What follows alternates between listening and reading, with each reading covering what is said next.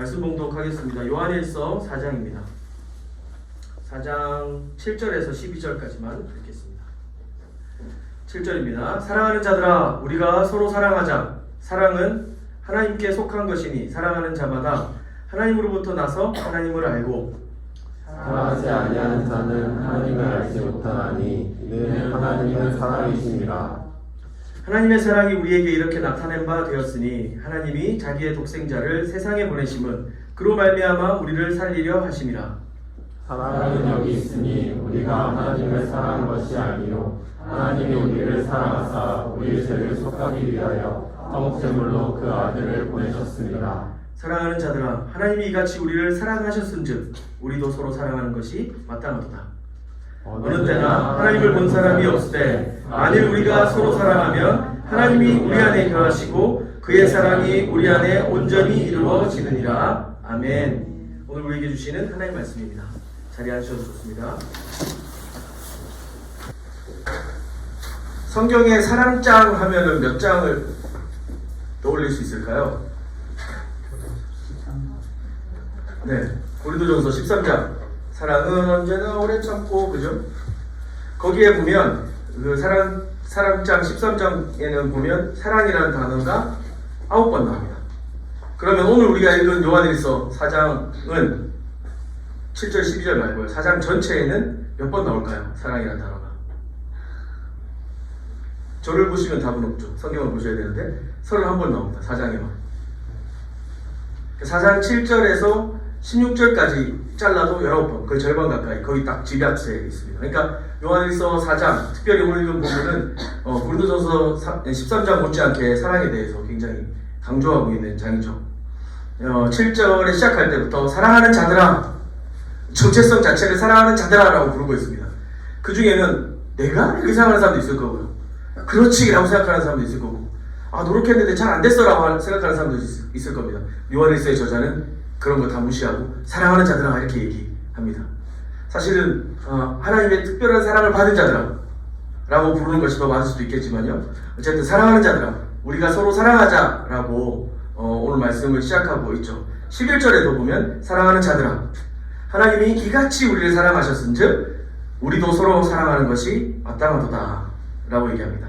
사랑하는 자들아, 주의를 다시 환기시키죠. 다시 여러분 하면서 이렇게 얘기하는 거예요. 근데 그냥 여러분이 아니에요. 그 여러분의 정체성을 강력하게 부여하고 있습니다. 사랑하는 자들아, 하나님이 이처럼 우리를 사랑하셨기 때문에 서로 사랑하는 것이 마땅하다 라고 얘기하는 거죠. 하나님이 그 주도하신 사랑의 과정, 그러니까 이 9절하고 10절에 보면요, 하나님의 사랑이 이렇게 나타납니다. 독생자를 세상에 보내셨고 우리 죄를 속하기 위해 화목제물로 내어주셨습니다. 이런 이야기가 나와요. 그리고 이 일에 근거하여서, 여러분, 이 일에 근거하여서 사랑하는 자들아 라고 이제 하면서 이야기를 하는데, 사랑의 방향을 좀 주목해 보세요. 그러니까 하나님이 아들 예수 그리스도를 통해서 우리에게 사랑을 나타내셨고 그 예수 그리스도를 화목제물로 내어주시면서 우리를 구속하셨습니다.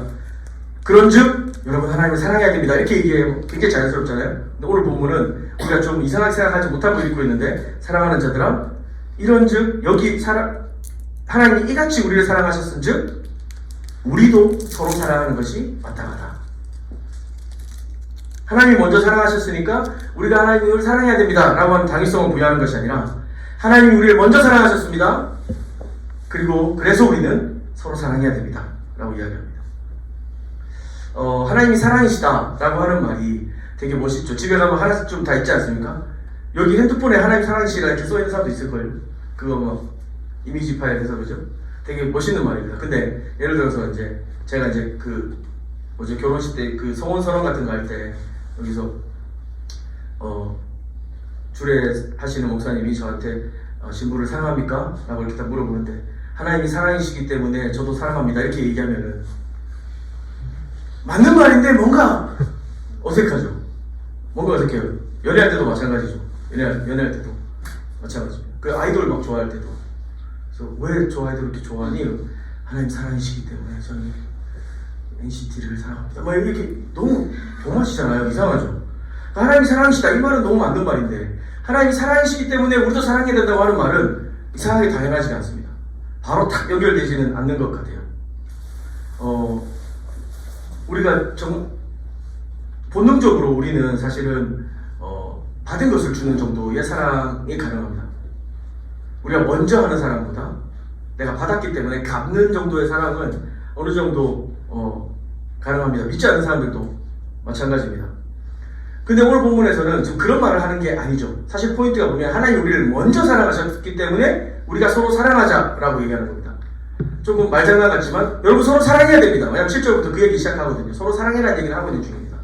서로 사랑해야 됩니다.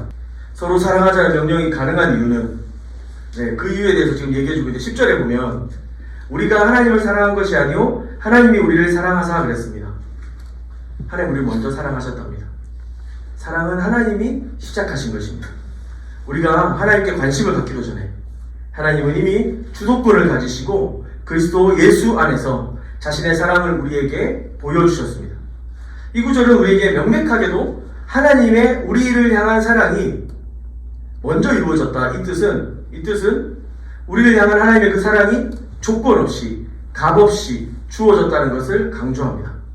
사랑은 여기 있으니 라고 한 이 10절의 구절을 원어 뉘앙스 그대로 번역하면 사랑은 이 안에 있으니 라고 합니다. 지금 여기서 뭐 이렇게 그 중성 대명사를 써서 3인칭 대명사를 써서 사랑은 이 안에 있으니 그러니까 제가 여러분 사랑합니다 이렇게 얘기하는 거랑 여러분 준비한 게 있습니다 이렇게 하는 거랑 약간 그 항마력 차이가 좀 있죠. 이게 확실히 그런 거예요. 여기서도 그냥 사랑은 여기 있으니 이게 아니고 사랑이 이 안에 있으니 라고 하면서 강조하면서 진짜 사랑다운 본질은 이거다라고 얘기하면서 하는 말이 뭐냐면 우리가 아직 하나님을 사랑하지 않았을 그때부터 시작된 우리가 하나님을 사랑하려는 어떤 출발점도 없었을 때 우리가 하나님을 사랑할 만한 어떠한 공로도 근거도 갖지 못했을 그때에 하나님은 우리를 먼저 조건 없이 사랑하셨다 라는 겁니다.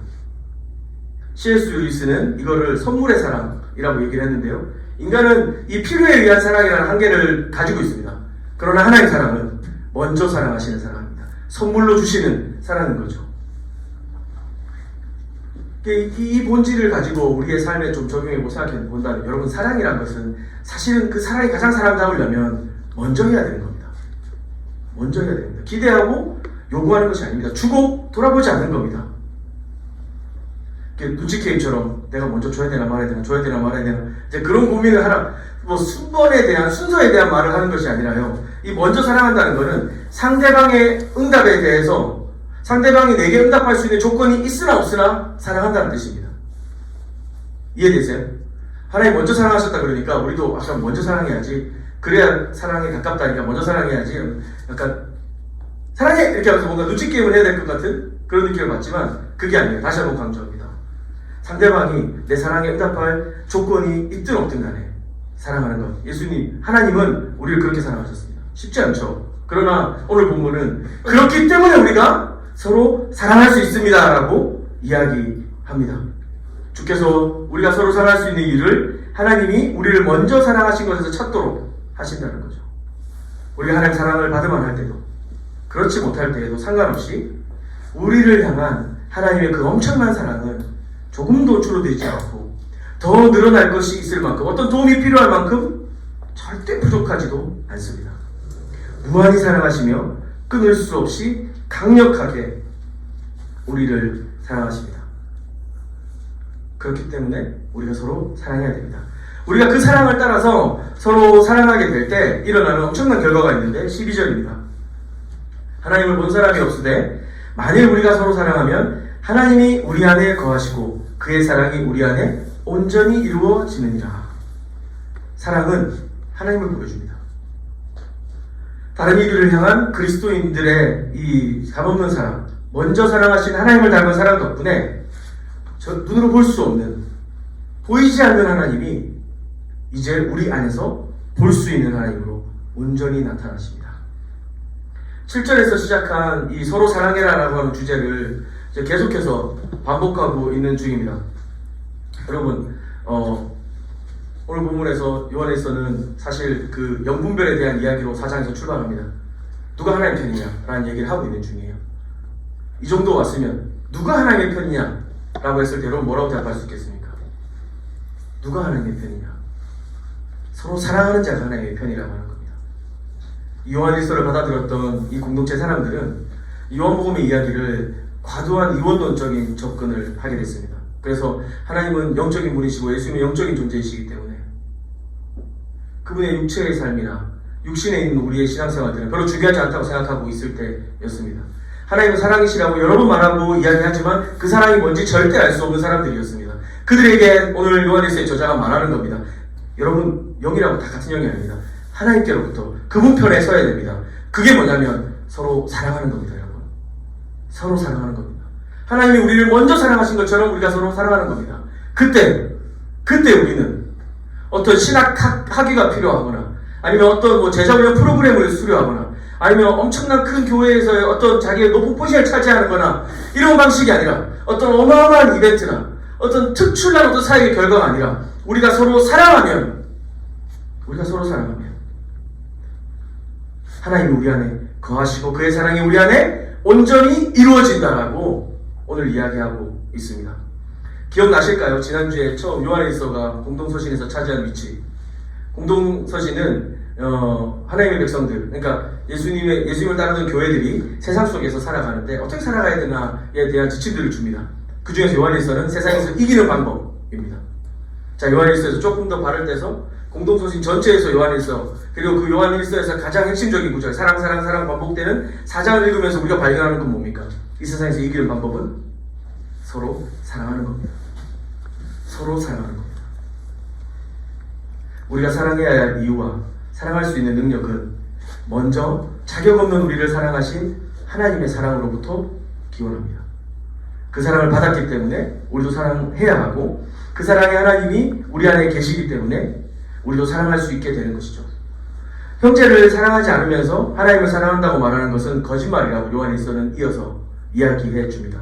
보이지 않는 하나님을 향해서 말로만 하는 어떤 사랑의 고백은 눈에 보이는 형제를 향한 그 실천만 못한 겁니다. 다시 말하면 보이지 않는 하나님이 계신 것처럼 사는 삶은 눈에 보이지 않는 하나님을 따라 믿음으로 걸어간다고 말할 수 있는 하나님의 사람들은 눈에 보이는 형제들을 향한 실천하고 손을 내미는 진지한 사랑이 있어야 됩니다. 그걸로 증명된다는 겁니다.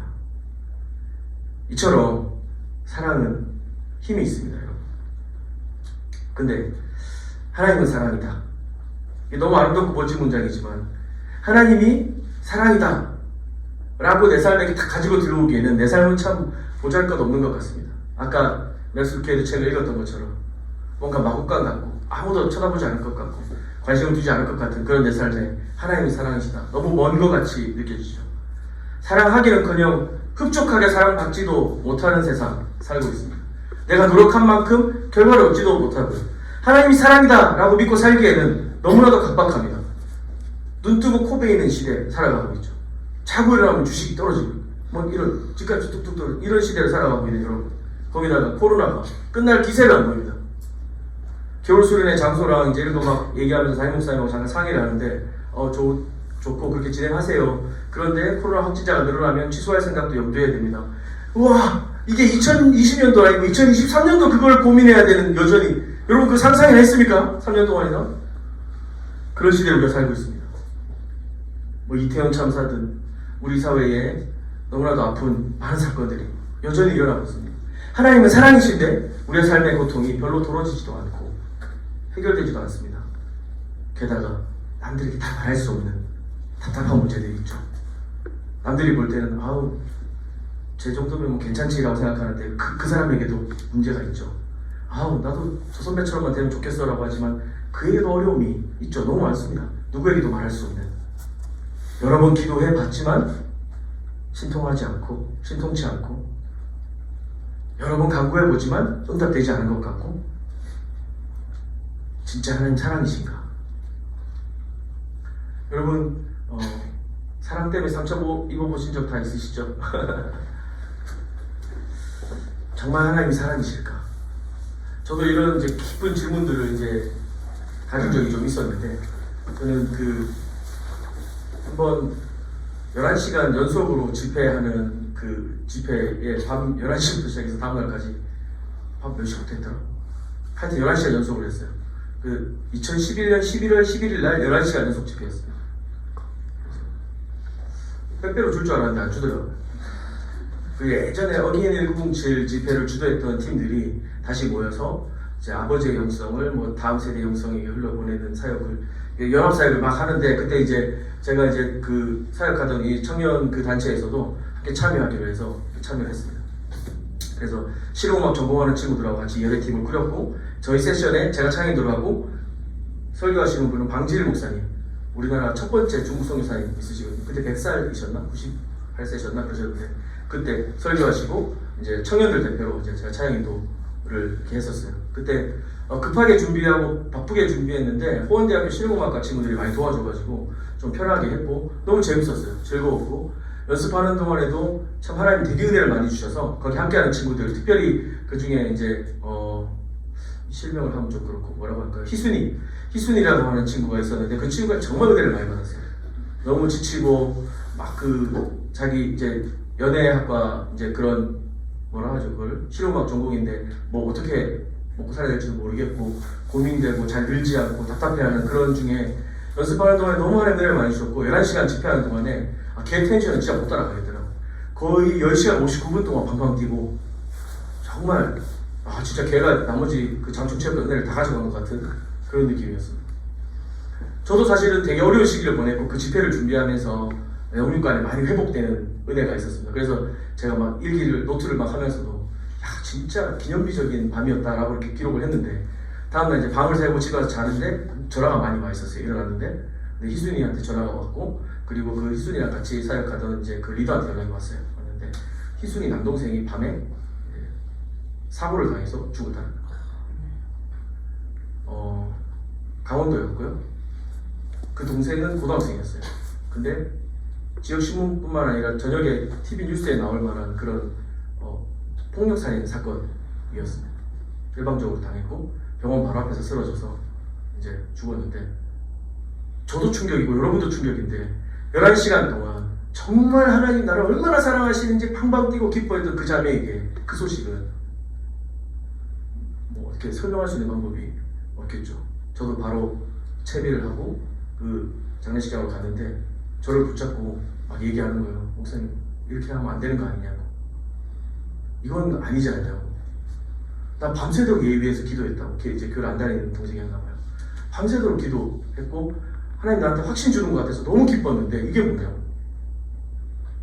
하나님 사랑이시니까. 그래서 그 말 할 수 없어요. 우리가 전도서를 살펴보면서 해 아래 세우셨다. 그리고 해 아래 수많은 고통과 약품들이 우리의 실존이고 실상이다라고 하는 얘기를 했었지만, 그렇게 우리가 GBS를 나누고 또 묵상을 하고 할 때는 그렇지 주님 의지해야지 생각할 수 있지만 여러분 이런 일을 당하신다면, 아니 그 더한 일도 여러분 경험하실 수도 있는데, 그죠? 하나님 여전히 사랑이시다고 얘기할 수 있을까요? 그러면 요한일서의 기자는 그 사실을 모르기 때문에, 사람들의 실존과 일상을 모르기 때문에 이렇게 나이브하게 이야기한 것일까요? 그러나 이 말씀을 우리에게 주시는 하나님 아버지는 그 희순이의 아픔과 눈물이 무엇인지 잘 아는 분이셨습니다.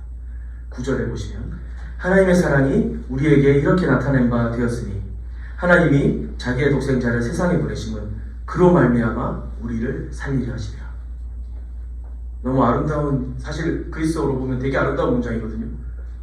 우리가 읽어도 사랑이 나오고 막 살린다 하니까 너무 좋지 않아요? 그런데요, 하나님의 사랑이 우리에게 나타낸 바 되었다, 보여진다, 만져진다, 들린다 라고 얘기하는데, 하나님은 자기 하나밖에 없는 아들을 성실하고 착하고 예수님 잘 믿고 교회 열심히 다니고 11주 많이 하고 주님 봉사 많이 하는 그런 사람이 아니라 세상에 보내셨다.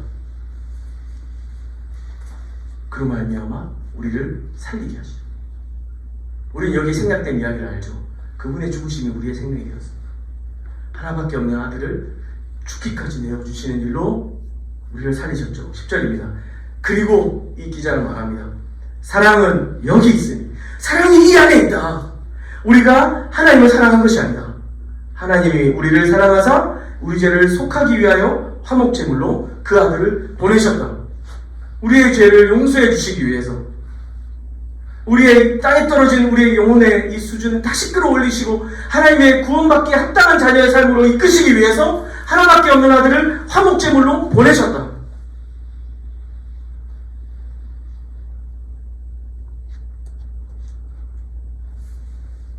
여러분, 하나님 사랑이십니다. 이 안에 그 하나님의 사랑이 있습니다. 한 가지 더 분명히 알 수 있습니다. 하나님의 그 사랑이 아들 예수 그리스도 안에서 나타났다. 하나뿐인 아들 독생자를 우리를 살리기 위해 세상에 보내주셨다. 우리 죄를 속하기 위해, 속량하시기 위해 하나뿐인 아들을 화목제물로 보내주셨다. 이걸 우리는 그 아들의 십자가와 부활이 하나님의 사랑이라는 증거로 알 수 있는 거죠. 이 온 세상이 왜 이렇게 아픔과 고난이 많습니까, 주님? 십자가와 부활을 봐라. 사랑의 하나님이 왜 이렇게 내가 부당하고 부조리한 세상 속에서 이렇게 아픔을 경험하며 살아가도록 내버려 두십니까? 십자가와 부활을 보라. 왜 내가 지금 이런 고난과 외로움과 염려와 두려움을 겪어야 됩니까? 뭘 더 얼마나 열심히 살아가는 겁니까, 주님? 십자가와 부활을 봐라. 14절에서 요한은 말합니다. 우리를 구원하시기 위해 십자가에 죽으시고 부활하신 예수 그리스도를 직접 보고 듣고 만졌던 우리가 그것을 증거한다. 16절에서는요. 하나님이 우리를 사랑하시는 사랑을 우리가 알고 믿었다. 그것은 바로 하나님이 사랑이시라는 것이다. 요한은 재차 강조하고 확증합니다. 하나님은 사랑이시다. 하나님은 사랑이시다. 그 아들의 십자가와 부활을 통해 우리는 알고 있으며 그와 같은 사랑이야말로 힘이 있고 우리 삶의 그 모든 고통과 아픔과 그 질문에 답이 될 수 있다. 십자가와 부활을 바라보아라. 이것은 사실 조금 더 넓혀보면 예수님의 모든 생애와 성품, 우리를 구원하시는 사역과 하나님으로부터 온 이 모든 세상에 선포되시는 그 능력, 그것을 바라보는 것이죠. 여러분, 서로 사랑하는 건 쉬운 일이 아닙니다. 먼저도 얘기했지만 저절로 사랑하게 되는 본능은 우리 안에 없습니다. 우리가 어떻게 사랑할 수 있을까? 주님이 우리에게 새 계명을 주셨거든요. 서로 사랑해라. 내가 너희를 사랑한 것 같이 너희도 사랑해라. 요한이 이렇게 얘기합니다. 이를 위해 우리에게는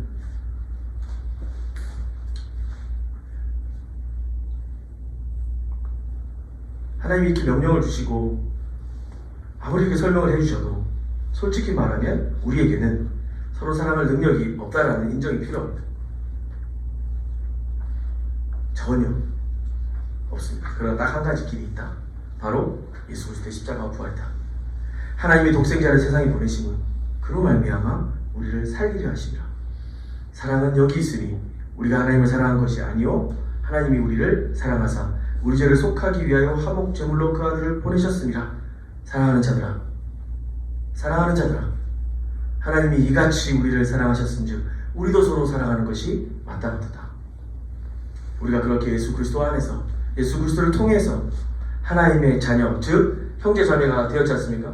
그렇다면 한 가족된 형제 자매가 서로 사랑하도록 힘쓰는 것, 우리 아버지 주님의 당연한 요청이십니다. 무엇보다 하나님이 사랑이시고 먼저 우리를 사랑하셨고 그 사랑을 따르는 서로 사랑함 안에 자신을 나타내시기 때문에 하나님의 사랑을 확증하신 우리 주 예수 그리스도의 십자가와 부활의 능력을 의지하여서 서로 사귀고 힘쓰고 서로 사랑해야 합니다. 그 아들 예수 그리스도의 십자가와 부활을 바라본다는 것, 이 이야기를 조금 더 넓혀보면 예수님의 모든 생애와 성품, 우리를 구원하시는 사역, 하나님으로부터 온 세상에 선포되시는 아들로 선포되시는 그 능력, 이 모두를 바라보는 것이라고 했습니다. 그 영광스러운 생애의 시작을 이야기하면서 오늘 말씀을 마무리하려고 하는데요. 아까도 제가 잠깐 언급하기도 했고, 대체로 우리가 예수님이 이제 마구간에 오셨다 그러면 빈 방 있습니까? 이렇게 막 다니다가 방을 못 구해서 이렇게 말구유, 짐승 먹이통에다가 이 존귀하신 예수님을 눕혔어야 됐네 라고 생각하면서 이제 그 메시지만 생각하기 쉽습니다. 그런데 중동 지역에서 굉장히 오랫동안 중동 문화를 연구하고 성경을 연구했던 이 베일리라고 하는 학자가 마국간을 설명을 했는데요. 이 사람은 그냥 예수님이 막 거절당하시다가 겨우 그 하찮은데에도 겨우 눕히셨다 이런 정도라기보다는 그냥 그 마국간이나 말구유나 이런 표현들이 사실 당시에 굉장히 평범하고 일상적인 공간을 말한다 라고 좀 정의합니다. 아까 아침에 목사님도 이제 뭐 옆에 있는 응접실 옆에 있는 작은 방 뭐 이런 식으로 이제 설명을 좀 하셨는데, 마찬가지로 이 베일리는 그냥 보통 사람들이 사는 어떤 공간 중에 하나를 그 분주하고 다 호적 등록하러 오느라 베들레헴이 다 여관이 꽉 찼어요. 집집마다 다 가득가득 들어찼는데 그 아기가 나오기 직전인 그 임산부를 돌보기 위해서 거기 한 작은 공간을 그 누군지 이름도 나오지 않잖아요. 그죠? 우리는 그 여관 주인을 사실 되게 나쁜 사람으로 생각하잖아요. 이 성극 같은 거 하면 그런 사람 되게 약간 이렇게 나와서 빈방 없어요. 막 이렇게 마음관이라도 주시오. 향 하면서 이렇게 막 그런 사람으로 그리잖아요. 근데 베일리는 그냥 평범한 사람으로 봐요. 그냥 방이 없어서 방이 없는 거 분주한 상태인 거죠. 그러나 그 와중에도 공간을 하나 내어서 그 출산을 할 수 있도록 도와줬던 그 평범한 소시민의 환대와 작은 사랑의 손길. 이 장면 자체가 예수 그리스도의 구원 사건을 보여주는 그림이라고 설명합니다. 예수님조차도 이름도 언급되지 않는 그 어떤 평범한 소시민들의 작은 환대로 태어나실 수 있었습니다. 아까 유아세례 할 때 제가 옆에서 이제 세례기를 들고 있었는데 진짜 깐난 애기가 한 명 왔거든요. 첫 번째가 진짜 깐난 애기더라고요. 그래서 목사님이 이렇게 하고 물을 뿌리는데 단어 나는데 걔는 무슨 일이 일어나는지 전혀 모를 거예요. 물 막 이렇게 묻히고 떨어지는데 계속 움직이는 소근육 움직이는 것밖에 할 수 있는 게 없거든요. 그걸 보면서 우리 주님도 저런 모습으로 오셨을 때 그 사회에서 미혼모, 그러니까 자기랑 잠자리를 하지도 않았는데 임신했다고 하는 그 한 여인을 부인으로 맞이하고 10개월 동안 침묵했던 요셉이라는 사람. 천사가 어느 날 나타나서 임마누엘 이렇게 했더니 뜻대로 이루어지리라 했던 그 어린 10대 젊은 마리아, 그리고 그 주변에 있었던 사람들, 그리고 오늘 이 여관방의 주인들, 아마 그 옆에서 산파들이 도와준 사람들이 있었을 텐데 그런 평범한 사람들, 소시민들, 엄청 위대한 로마 황제나 장수나 철학자나 종교인이 아니라 평범한 사람들, 그냥 우리 주변에 늘 있는 저와 여러분 같은 사람들의 손길을 통해 예수님은 이 땅에 작고 연약한 모습으로 오셨습니다. 말구에 탄생하신 예수님 이야기는 단순히 차가운 거절뿐 아니라 어쩌면 아주 따뜻한 환대 이야기로 시작하는 것이 아닌가라고 생각해 보는 거죠. 하나님 우리를 먼저 사랑하셨고 우리가 서로 사랑할 때 그 사랑이 우리 안에 온전해질 뿐만 아니라 보이지 않는 하나님이 우리 가운데 보인다고 했습니다. 그 출발점은 여러분이 엄청 굉장한 것이 오늘부터 40일 금식하고 그 다음 내가 결정할게 그런 거 아닙니다. 지금 옆에 있는 사람들에게 따뜻하고 구수한 따뜻한 말 한마디 건네고 그들에게 내가 할 수 있는 작은 사랑의 표현과 섬김으로 나아가는 것. 이처럼 크리스마스 이야기는 평범한 사람들이 예수님을 따뜻하고 사랑스럽게 친절하게 환대했던 그런 이야기로 생각해보면 어떨까 싶습니다. 여러분, 서로 사랑하면 우리는 그 예수님도 담아내는 그릇이 되는 겁니다.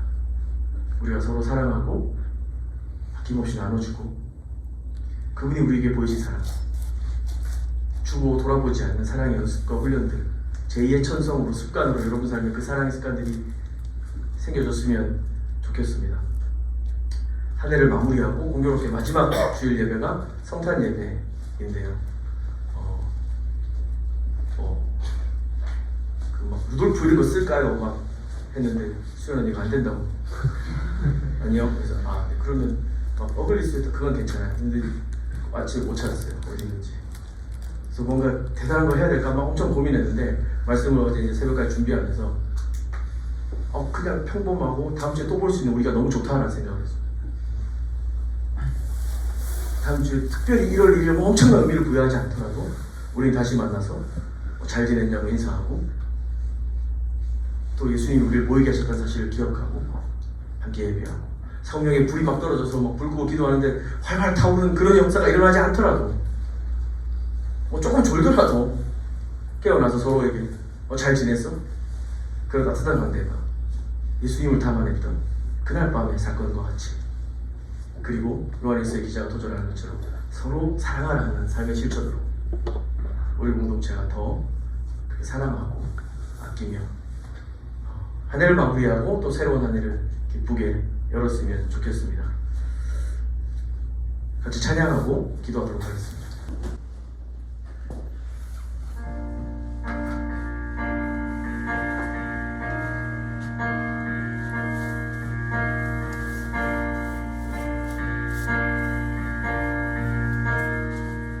나의 사랑, 나의 사랑, 너는 어여쁘고 참 귀하다. 너는 보석보다 귀하다. 내가 사랑스럽지 않을 때 너를 온전히 사랑하고 너와 함께하려 내가 왔노라. 한 번 더. 나의 사랑, 나의 사랑, 너는 어여쁘고 참 귀하다. 너는 보석보다 귀하다. 보석보다 귀하다. 내가 사랑스럽지 않을 때 너를 온전히 사랑하고 너와 함께하여 내가 왔고. 주님의 나라와 주님의 나라와 뜻이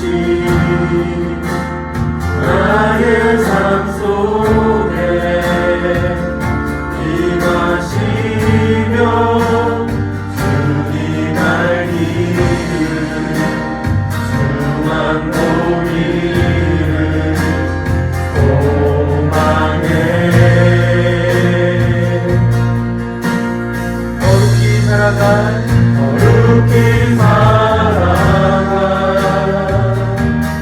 님과 두려움없는 믿음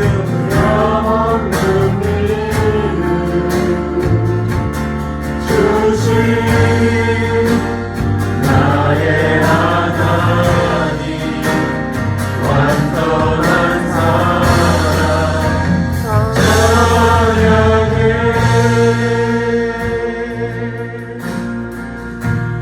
주의 사랑, 이 사랑은 결코 변치 않아. 이 사랑은 결코 변치 않아. 너는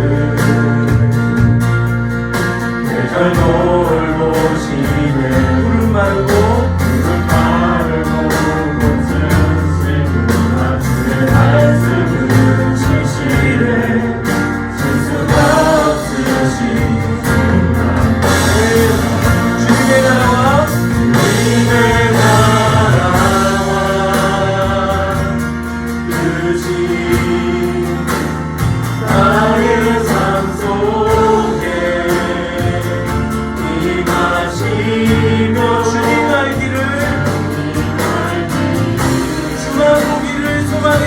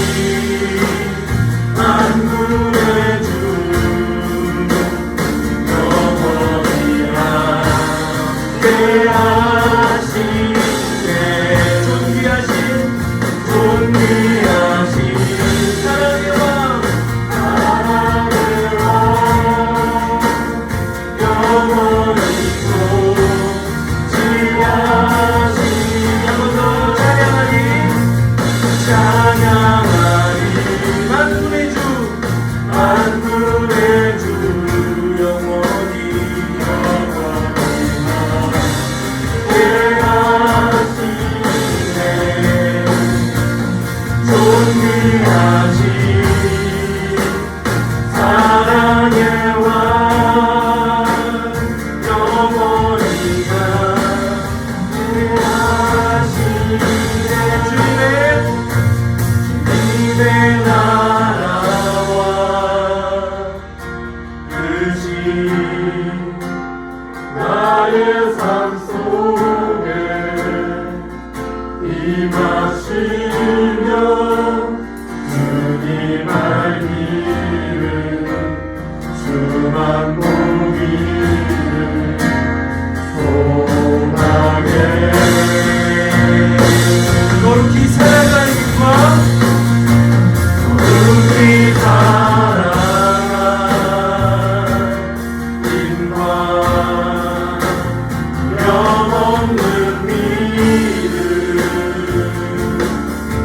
주신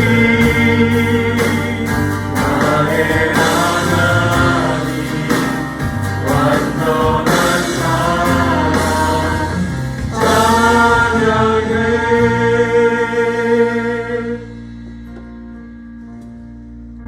오늘도 예수님은 2022년 한 해 제대로 된 거 하나 없는 저 같은 사람에게도 찾아오십니다. 수많은 결심과 계획을 세워보지만 실패하고 낙담할 시간조차 없이 또 이 시기에 이끌려서 또 연말까지 달려와 버린 저의 모습 앞에 나한테 주님 어떻게 이러실 수 있지? 스스로 머리를 쥐어박고 있는 저와 같은 실패자와 같은 모습, 그런 삶의 자리에 엎드려 있는 분도 계실 것 같습니다. 하지만 크리스마스는 그런 저와 여러분에게 속삭입니다. 그런 나의 조그맣고 별 볼 일 없는 단칸방에도, 그 다락방에도 존귀하시고 가장 좋으신 예수님 얼마든지 모실 수 있다고 말입니다. 그런 나의 소박하고 별 볼 일 없고 늘 반복되는 일상 속에서도 너와 함께 할 수 있다고, 소박한 밥상 가운데서도 얼마든지 선하고 좋으신 예수님 모실 수 있다, 영접할 수 있다. 그런 나에게도 조그만 마구간 같은 거 하나만 있어도 언제든지 아기 예수와 같은 처지에 놓인 이웃들을 따뜻하게 환대할 수 있다고, 서로 사랑할 수 있다고, 서로 사랑할 수 있다고. 우리 한 해의 삶을 좀 돌아보면서 우리를 찾아오신 예수님, 작지만 그분을 환대하였던 그 시대의 그 가족들과 그 주변 사람들을 생각하면서 우리의 삶을 돌아볼 때 여전히 별 볼 일 없고 부족하고 연약하지만 주님 찾아오셔서 우리의 삶을 바꾸어 놓으셨고, 또 그 사랑으로 인해 우리가 서로 사랑할 수 있고, 우리가 서로 사랑할 수 있고 돌아볼 수 있고, 주님이 여전히 널 사랑하신다고 말할 수 있는 그런 저와 여러분 되게 하시는 애 감사하면서, 성령께서 지금 여러분 마음에 좀 도전을 주시는 어떤 기도들을 가지고 그렇게 주님 앞에 기도로 나아갔으면 좋겠습니다. 함께 기도하겠습니다.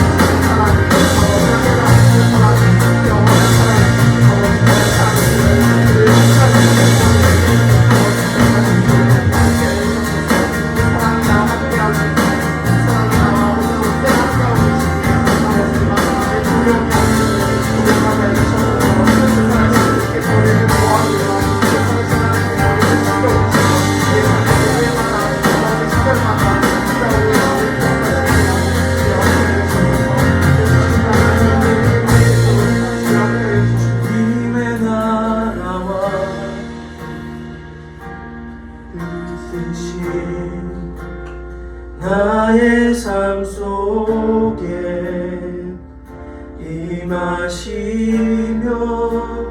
주님 말기를 주만 보기를 소망해.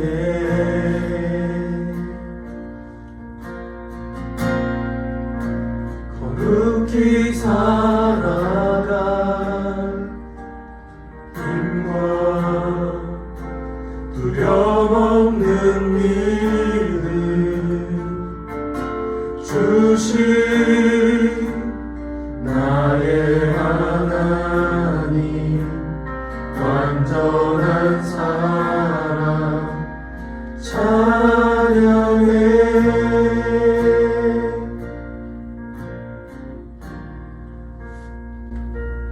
사랑의 주님, 누구도 주목하지 않는 평범한 우리의 삶 어딘가에 찾아오셔서 이름도 등장하지 않고 주목받지 않는 인생이었지만 그의 작은 헌대로 아기 예수가 나신 놀라운 구속사의 큰 사건들을 우리가 보게 되었습니다. 주님, 우리 삶에도 우리 공동체에도 때로는 우리 형제 자매들의 얼굴을 하고 우리의 지체들의 모습을 입고 주님이 찾아오실 때가 있는 줄로 압니다. 주님, 우리는 특별한 사건이나 엄청난 사역의 결과를 기대하는 것이 아니라 주님이 우리 가운데 계셨으면 좋겠습니다. 주님이 우리와 함께 하셨으면 좋겠습니다. 하나님이 먼저 우리를 사랑하셨은즉 마땅히 우리도 서로 사랑하겠습니다. 우리가 서로 사랑하고 환대하고 섬김으로 우리 가운데 계신 주님을 섬기겠습니다. 우리의 이 결단이 한 해 우리 공동체를 주님께서 인도해 오셨을 줄로 믿고 또 새로운 한 해를 주님과 함께 기대하겠습니다. 존귀하고 아름다우신 이름 예수 그리스도, 2000년 전 베들레헴 작은 굴에서 나신 그 구원자의 이름을 찬양하고 기뻐합니다. 또한 그 은혜로 말미암아 서로 사랑하는데 지치거나 포기하지 않겠습니다. 주님 사랑하고 감사합니다. 예수님의 이름으로 기도합니다. 아멘. 자리에 일어나서 우리 결단의 찬양 주님 앞에 올려드리겠습니다.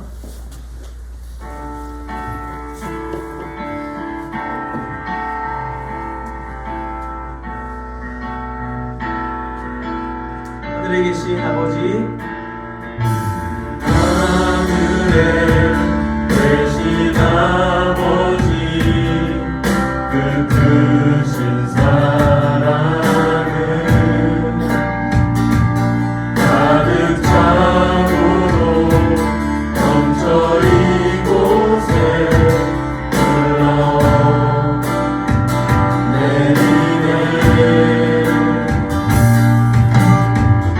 우리는